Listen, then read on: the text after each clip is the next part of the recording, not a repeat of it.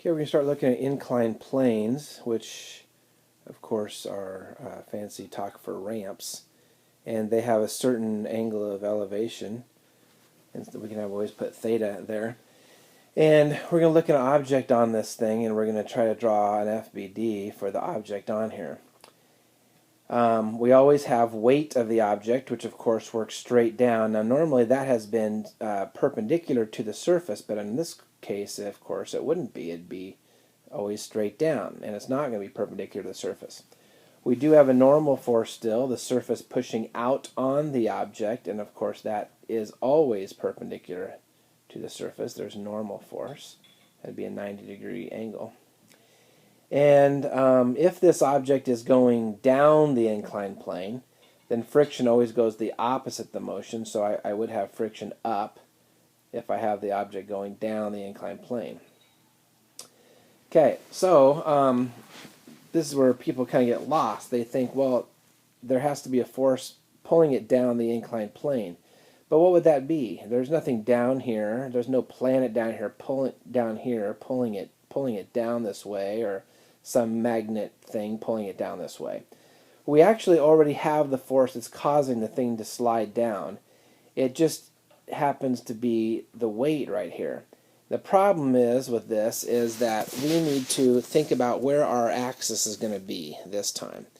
And our axis is going to be our x-axis is always along where the object's moving. So our x-axis is actually going to be along here, and our y-axis is going to be right down through here. And so if you'll see this, the friction is on the x-axis, the normal force is on the y-axis, but our weight this time is not playing well. The weight is not in the correct place. So we want to actually resolve this weight vector into a force that's going down and a force that would be going over to the left, like this. So you have to kind of do these problems kind of looking sideways at it. So and see, if you do it this way, then there's going to be a force that's going into the inclined plane, and there's going to be a force going down the inclined plane, and that is the force that's causing an object always to slide down. So it's not the weight that causes it to slide down, it is a component of the weight that causes it to slide down. Now, some things to look at here is we really need the angle of this triangle right here.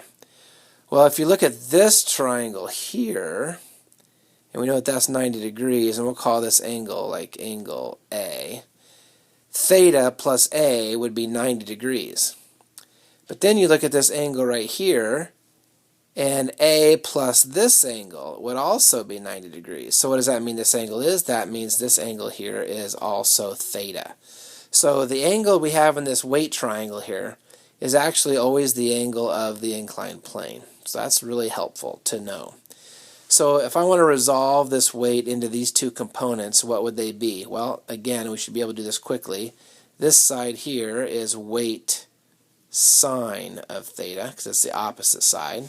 And this side here is weight cosine of theta.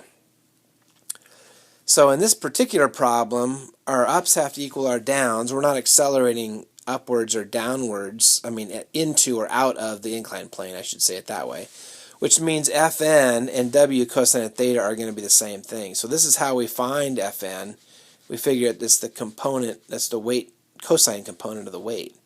And the force causing this object to go down, of course, is going to be weight sine of theta. And if it's going down at a constant velocity, then this force here, weight sine of theta, would actually equal the friction force.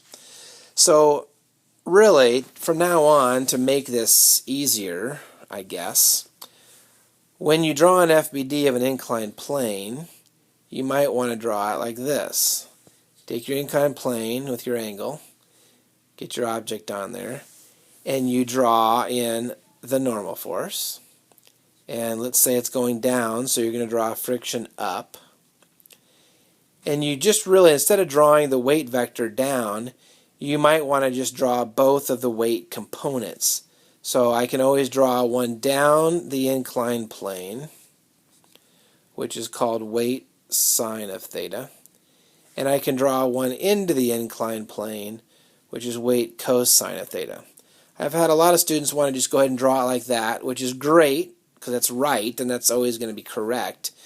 My fear is sometimes we forget how we ever got these two vectors. So every once in a while you might want to remind yourself that it's actually a weight vector straight down that is resolved into those two components.